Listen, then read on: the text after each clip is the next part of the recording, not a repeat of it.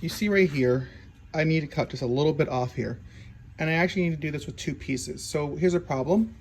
There's actually 2 problems. One is, if we make like a standard block right here, it doesn't give a lot of reference surface. So instead of using this, we're going to use a complementary angle so that I can butt up right against there.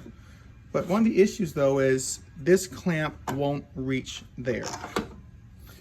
We also need to find a way to fasten this down. So we can do this here, okay?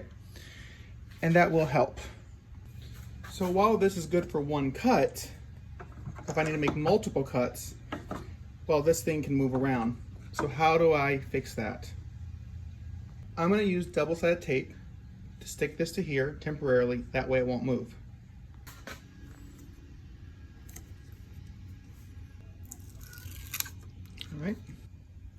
All right, it's taped in, it's good to go. Let's apply some pressure, push down and do this. And now it's nice and firm. We got 2 exact replicas. So when you need to do something small like this, just use some double-sided tape. Hope this helps and see you guys in the next video.